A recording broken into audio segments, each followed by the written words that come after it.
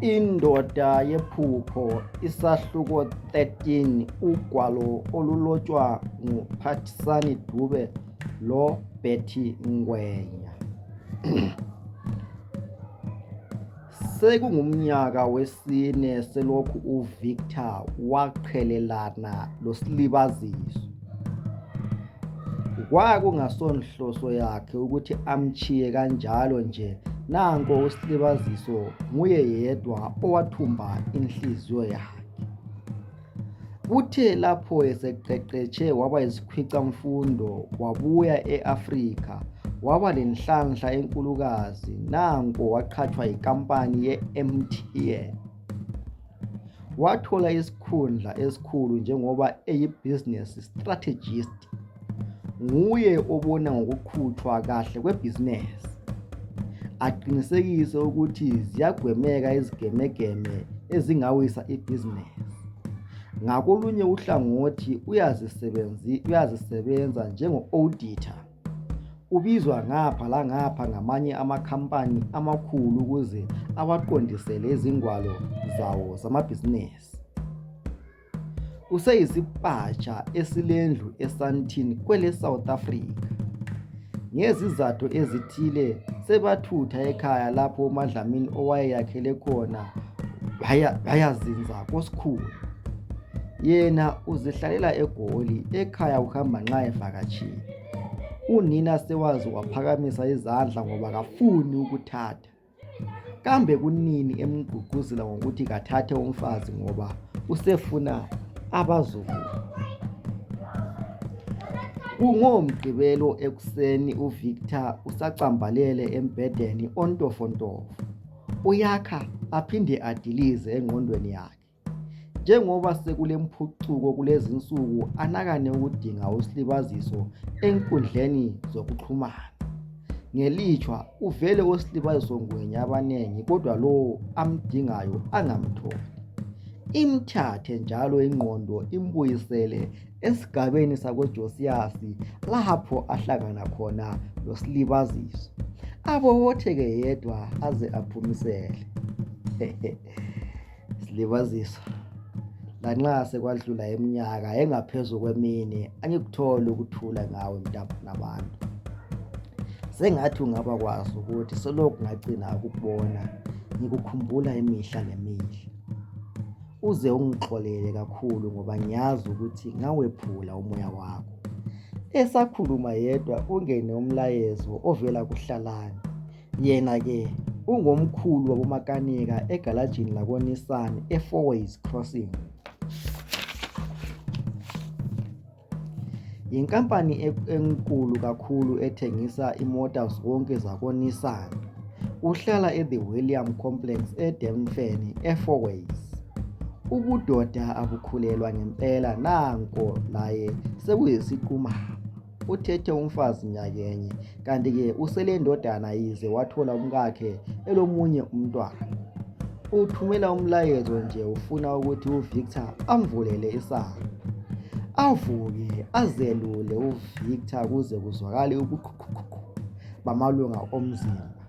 Aqonde egumbini lokuphumulela afike ajolozele isibhazabhaza sikamabonakude ngapho ecofacofa okusamakhala ekhukhwini. Khonokho nje kuvele imifanekiso eminingi. Nansiyana imota kaHlalani iyabonakala imi esangweni. Aye emdulini afike afithizele okunye okuyinkinobho, isango livuleke lodwa. Yeka isimanje manje esilapha endlini yempucuko yodwa.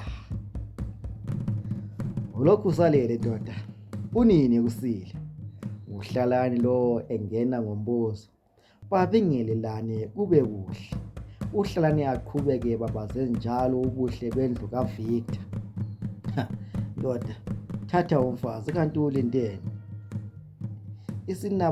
Isinabalala sendlu lesi sizahlala siyindlu nje nxa engekho umuntu wesifazane.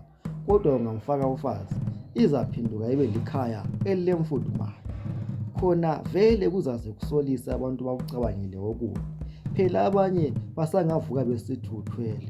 Kuthi lapho umuntu ezifele ngentando kaSomandla kukhonjwe wena njengenkusumba yomthakathi odla igazi lezihlobo. Ngiyaxolisa mngani, kodwa kuvame ukuba njalo lanxa uzinothele ngokufunda kwakho. Kambe kulomuntu ongahlala kusithabathaba sendlu engaka eyedwa zwi? Usuphumelele empilweni mngani yami. Kwazise ulendlu koBulawayo uphinde ube lale futhi. Pho-ke ulindeni weVictor. Kugadla uHlalani emhlahlele amehlo ekhomba ukuthi uyayifuna impendulo. Amazwi kaHlalani angene ayehlaba nju inhliziyo kaVictor, ayizibe inkulumo yomngane wakhe, azilingane agcine esexoxa leziphathelane lomsebenzi. uHlalani athi nxa ebona ukuthi ufuna ukuyiphebeleza kude aqhubeke. Utsho ukuthi okwakho kusasekodwa nje? Nxa kukhona okunye khuluma. Abadala bathi okwehlula amadoda kuyabikwa, njalo injobo enhle ithungelwa ebandla. Uthi uyazi nje ukuthi kumnandi kanjani ukuthatha umfazi? Heyi, ungezwa ngabantu bekuqambela amanga mfowethu besithi kwathini kwaphinda kwathini. Nxa ungathatha umfazi uzananzelela ukuthi impilo yakho ibingesimpilo epheleleyo ngesikhathi uwedwa. Esamukela ukudla akuqhutshelwa nguVictor. Hayi Hlalani, sengizwile phela ndoda, lamhla uzongichumayeza sibili. Khona vele eqinisweni sengikulungele ukuthatha, kodwa inhliziyo yami isasekusilibazisa. Nguye yedwa umuntu wesifazana engingathi weba inhliziyo yami. Kodwa manje njengoba nanko katholakala usilibaziso lasenkundleni zokuxhumana kasimtholi, uzathini?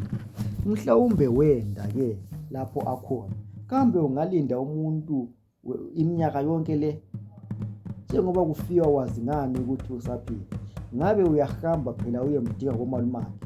Kumele uqhubeke ngempilo ndoda, ngoba isikhathi siyakutshiya. Alithi dlithi iqatha lenyama akhanye khwabitha sibili. Hayi, ngiyabonga Hlalani mfowethu, bathi okunceba indlebe ngowakho.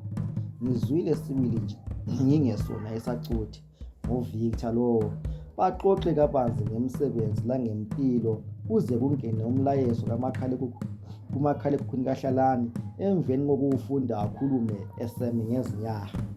Hey ndoda, unkosikazi wami uthi sebefikile. Akuthi ngiphuthume ngiye balanda eYipho laphayana ezibayeni, kumbe vele sihle sihambe sonke ukuze uyebona abantu abami? UVictor agagase nanku uyathandabuza, kodwa aphethe evumile. Acele isikhashana sokuthi azesulasule. Ngesikhekhe baphuma bayengena emotweni kaHlalani bayeqhuma umgwaqo oya kunkabadolobho yaseGoli. uHlalani atshayele ikhosikazi lakhe ucingo exhume ezipikeni zemota. Baxoxe ngapho etshayela. Athi nxa eluqhuma ucingo uVictor ahle asuse athi, uzwakala elinina elizothileyo umkakho. Lahlangana ngaphi? Yevi, kenja ukazi ungibuza. UNakaGift ngaphiwa uNkulunkulu kanye labaphansi. Sahlangana emngceleni eBedbridge, laye esiza eSouth Africa ezodinga amadlelo aluhlaza. Uzalwa esigabeni sakoJosias. Hatshi bo, uthi uyadlala wona Hlalani. Uthini kimi? Uthi ngwakoJosias phela usilibazo laye ngwakoJosias.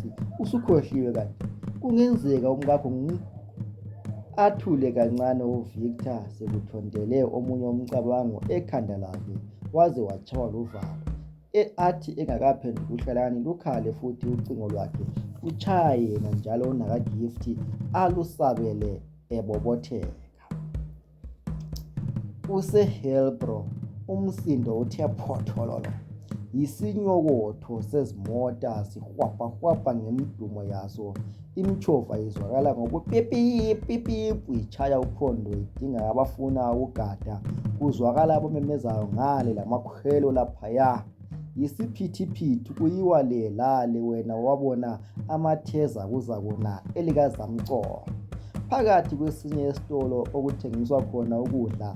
Nansi intokazi etsho ngomzimba obutshelezi ilokhu ibobotheke kuphela iqhubela abantu ukudla.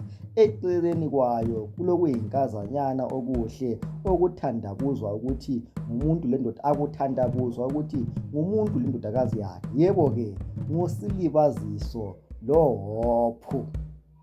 uSilibaziso usuke ekhaya nyakenye. Uyisekazi uSoneni lomnza wakhe uMiriam babambe iqhaza elikhulu ekumesekeni ukuthi laye azoziphandela eGoli. Njengomuntu ongasazange wathola ithuba lokuya esikolweni ngokwaneleyo, kwaba nzima ukuthi azuze umsebenzi ongamphilisa kwelenkaba. Yikho wagcina esecela ukuthi bamlekelele laye aziphanda eGoli. Emuhle njalo uNkulunkulu wambusisa ngekhono elihle kakhulu. Kule mini ebatshazwa ngabanengi kwazise uyenelisa ukweluka inwele zabantu babe bahle okumangalisayo. Wafika eGoli wasebenza esaluni okuthiwa kuse-The Yellows emgwaqweni uClem loCaroline. Wasebenza okwezinyanga ezinhlanu wagoqelela amasolombane wasexhuma njalo uMiriam emcela ukuthi amgcwalisele ngemali. Waphetha evula ibhizinesi lokuthengisa ukudla walibiza ngokuthi kuse-SN Fast Foods. Ngesikhashana nje laseyikhulile ibhizinesi lakhe waze waqhatsha izintombi ezintathu, uMbali, uDezi lo-Amanda. Yamvuma ke imali wathumela buthumthumu ekhaya kuyisekazi ethumela ukudla lezigqoko zabantwana. Kwaze kwakhona yena uMiriam wathi akame ukuthumela yena uzaqhubeka ebanakekela. Wathi noma esesithi wenelisa, uMiriam wathi kathathe leyo mali azithuthukise. Waze wamkhuthaza ukuthi kafundele ukutshayela athenge imota. Lamhlanje lokhu uSilibaziso uhamba ngemota. Okuningi akhula ekufisa sewakuzuza. Ulapha nje uzelekela izisebenzi zakhe ngoba ngekhefu amakhasimende ayanda. uHophu laye usizana lonina nje uvakashile njengoba kulikhefu. Phakathi kwesikhathi uhlala koBulawayo lapho wafunda khona esikolo seCockland kanye labazawakhe abantwana bakaMiriam. Usevule ezinye izingatsha zamabhizinesi eRandburg laseBerea. Uselesaluni njalo ethi yena. uVictor loHlalani sebefikile eHillbrow ezibayeni. Sekubingelelwene uHlalani wethula imuli yakhe kuVictor waphinda wethula umngane wakhe emulini yakhe. Unaka Gift ulokhu etshontsha uVictor ngelihlo. Uyatshiseka ngaphakathi uthi kabuze aphinde azikhuze esabe ukuthi kambe uzathi esanda kwazi nalomuntu ahle aphahluke abuze indaba ezijulileyo. Ibizo ulikhumbulile kodwa yilo uSilibaziso wayehlala ekhuluma ngalo, kanti kuthiwa uVictor lo wasuka wayafunda emazweni. Kutsho ukuthi yikho anyamalela khona uSilibaziso. Nxa emkhangelisisa kulokuhambelana phakathi kwakhe loHophu. Azikhuze azitshele ukuthi mhlawumbe ingqondo yakhe esihlanganisa izinto ezingahlanganiyo. uVictor laye ulokhu ethikaza ukubuza. Uyafisa ukubuza ukuthi njengoba unakaGift kuthiwa uSokojosias engabe emazini uSilibaziso ngwenya. Uyathikaza nanko uzitshela ukuthi akusosikhathi esilungileyo.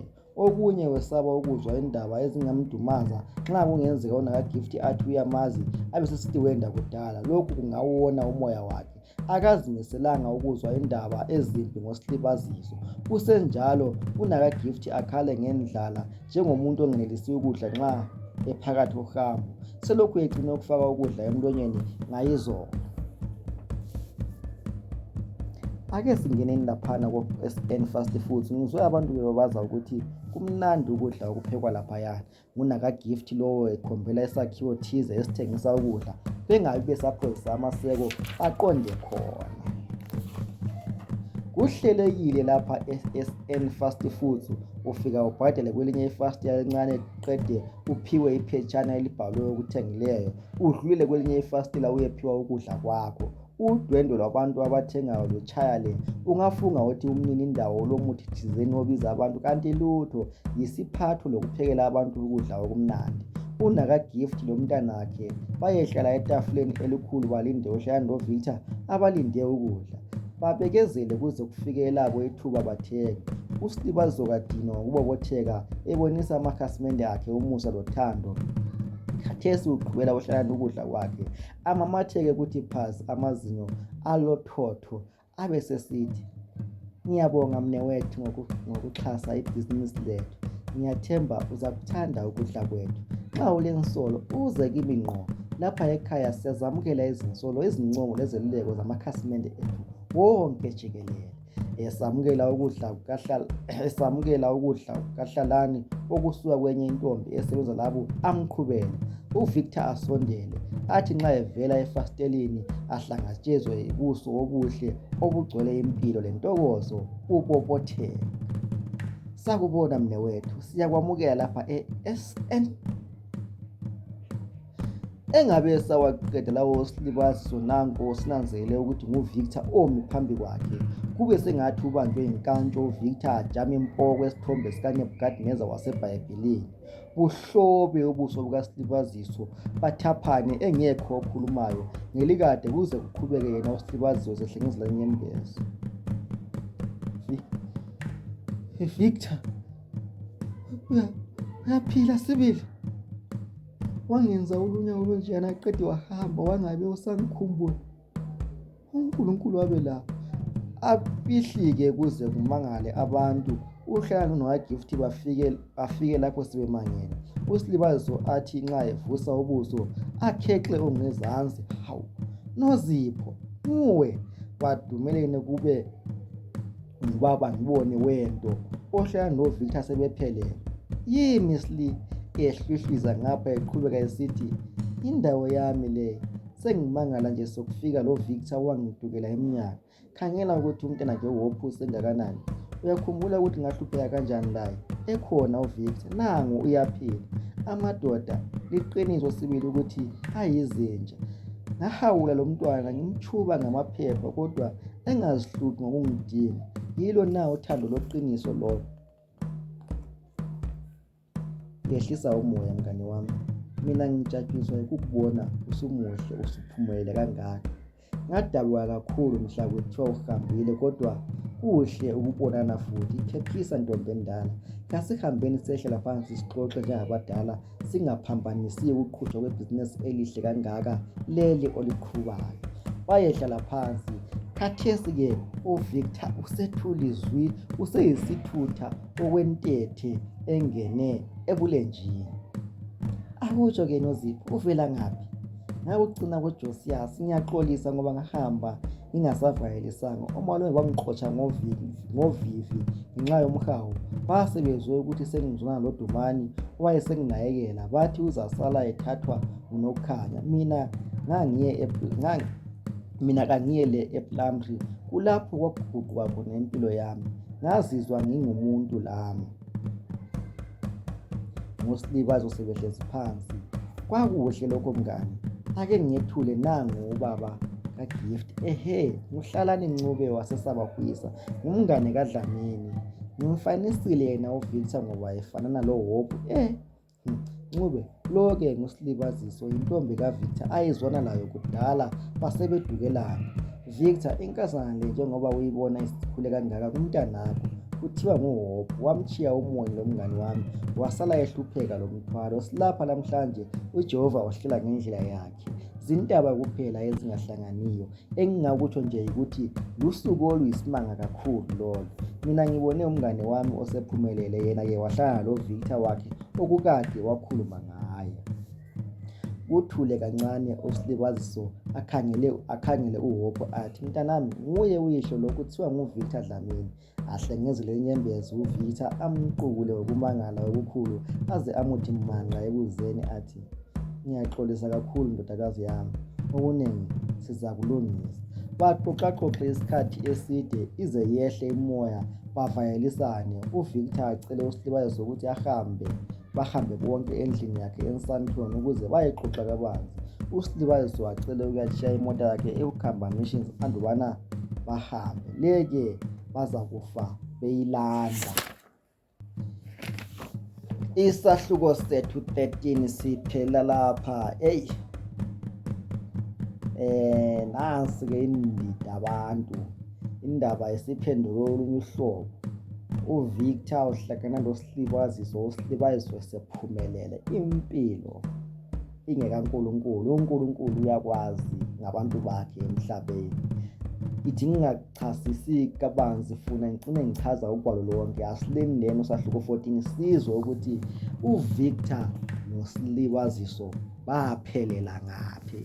Siyabonga ugwalo esiluhlelo uPhathisani Dube nentokazi yasePlumut uBetty Ngwenya.